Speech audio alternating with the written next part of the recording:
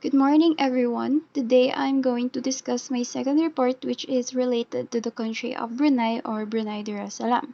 So first, let's tackle their geography. And as you can see in the illustration I provided, it is located nearly north side to the Philippines. So unlike Philippines, which islands are shattered, Brunei is consisting of two unconnected parts on the island of Borneo.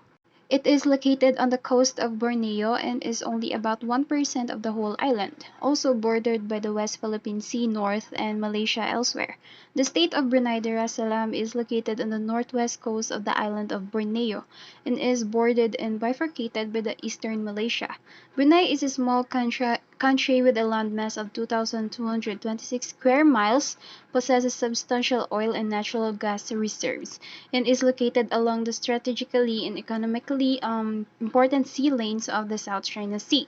Brunei is a predominantly Sunni Muslim state with a population of more than 420,000, consisting of mostly ethnic Malays and substantial ethnic Chinese minority. Brunei's capital is Bandar Seri Begawan and has a total area of 5,770 square meter kilometer. So let's now proceed to Brunei's type of government. First is absolute monarchy, next is constitutional monarchy, then unitary and Islamic state. So you might ask, what are the difference between absolute monarchy and constitutional monarchy? So a constitutional monarchy or a limited monarchy is a form of constitutional government wherein either an elected or hereditary monarch is the head of state. Unlike in an absolute monarchy, wherein the king or the queen is the sole source of political power, as he or she is not legally bound by the national constitution. The constitutional monarchy's government, its law, are the government in the law of a limited monarchy. And Islamic State, which forms of government is based on Islamic law since majority of the people living in here are Muslim. So this table below explains the summary of each branch of the Brunei's government. Under in the executive branch, the Sultan has absolute executive authority. It appoints legislative council members in Supreme Court. The election process is the Sultan and Prime Minister is hereditary, and the election cycle is hereditary as well.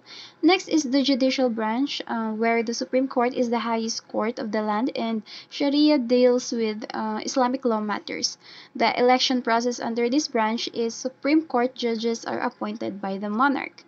So the Sharia Court of Appeal Justice is appointed by the monarch, while the election process is Supreme Court judges can serve until the age of 65. Sharia Court of Appeal judges have no term limits. Next is legislative branch. The legislative council, or also known as cabinet members here in the Philippines, is the Sultan's think tank or his advisor.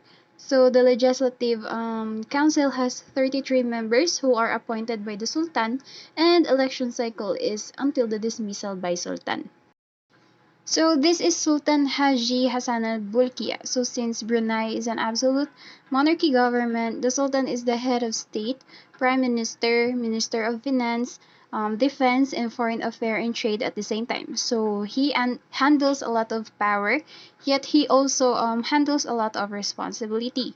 Also, fun fact, the Sultan is one of the world's wealthiest men. So a Sultan is advised by a 13-member cabinet as well as the religious council, privy council, and legislative council, all of whom are appointed by the monarch.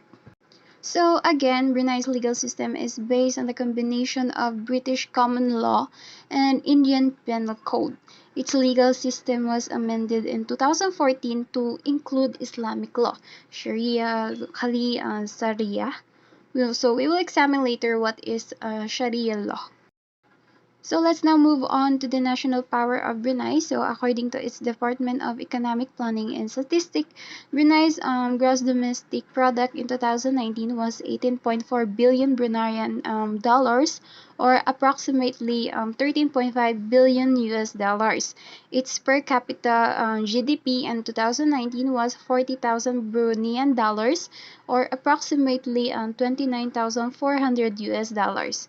So Brunei's economy is dominated by the extraction and export of crude oil and natural gas.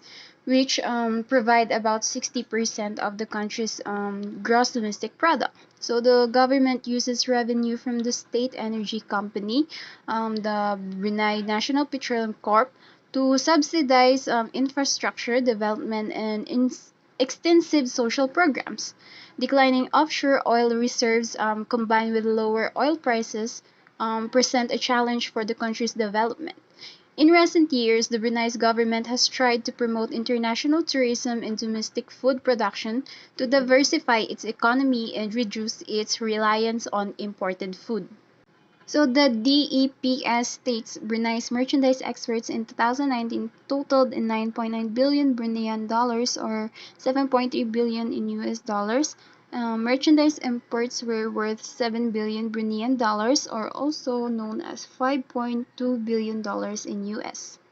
Next is Brunei's Darussalam foreign policy. Objective is to promote the country's national interest, taking into account of its situation and role in the region and globally, preserve the political, cultural, and religious identity of the country, help promote regional and global peace, security, stability, and prosperity. Now is the Brunei's international relation. Below are Brunei's leading trading partners, Japan, the People's Republic of China, and Singapore. So major sources for inward foreign direct investment in Brunei are China, Malaysia, Singapore, and United Kingdom, mostly in Brunei's natural resources sector. A founding member of the Trans-Pacific Strategic Economic Partnership in 2006, the Comprehensive and Progressive Agreement for Trans-Economic Prosperity in East Asia. It currently has 18 members. Russia and the United States are officially joined in 2011, and joint cooperation afloat readiness and training exercise in Brunei. Next is the relationship of Brunei with US. So the United States established a diplomatic relations with Brunei in 1984, following its independence from the United Kingdom. In 1994, the two nations signed a memorandum of understanding on defense cooperation. More recently, U.S. relations with Brunei have focused on Brunei's role in addressing maritime, territorial, and sovereignty disputes in the South China Sea, Brunei's role in ASEAN, and the implementation of Sharia law in Brunei. Also, one of the largest cooperative U.S.-Brunei initiative of recent year was Brunei-U.S. English Enhancement Program for ASEAN, a Brunei-funded joint program run by the University Brunei Darussalam in the East-West Center in Honolulu. The program, launched in 2012, provides an English language education to government officials, diplomats, and teachers from other ASEAN nations. So, in terms of defense cooperation, Brunei and the United States have engaged in military-to-military cooperation for many years. A bilateral memorandum of understanding on defense cooperation was signed on November 29, 1994. Brunei's armed forces engage in joint exercise, training programs, and other military activities with the United States. So Brunei's cadets attends U.S. military academies. In August 2018, Brunei and the United States held their first bilateral army exercises, focusing on the area of potential cooperation such as jungle warfare and combat in urban terrain. So in addition, U.S. security interests in Brunei focus on two issues. The first is the maintenance of safe passage through sea lanes in South China Sea and the prevention of attacks by pirates and terrorists. The second is international efforts to address multilateral territorial and sovereignty disputes in the South China Sea. So just like the Philippines, Brunei is one of four Southeast Asian nations that has territorial disputes with China and the South China Sea. Brunei makes claim to 200 nautical mile continental shelf exceeding from its mainland, which encompasses some land features in the Spratly Islands and which overlaps with the nine-dash line that China uses to demark its own claims. So, unlike Philippines, which South China Sea has been the focus of the government for the past few years, Brunei has not been involved in a frequent incidents that see that some other claimants have, particularly the Philippines and Vietnam.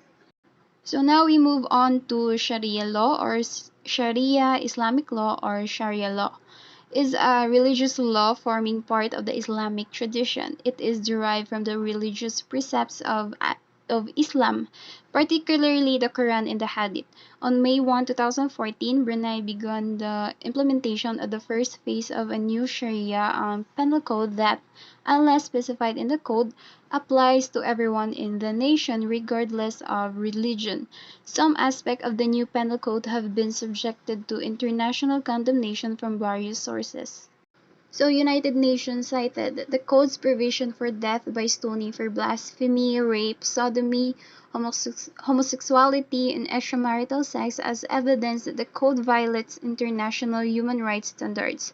Some members of the Congress have expressed concern at the code's restrictions on the practice of Christianity and its implication for the LGBT community. So according to World Watch Monitor, a Christian advocacy organization, in March 2018, Brunei Sultan and his Islamic Religious Council reportedly approved a draft of criminal code that would facilitate the introduction of harsher punishments for serious crimes such as the amputation of limbs for theft. And that's all. So I hope you learned something today. Thank you.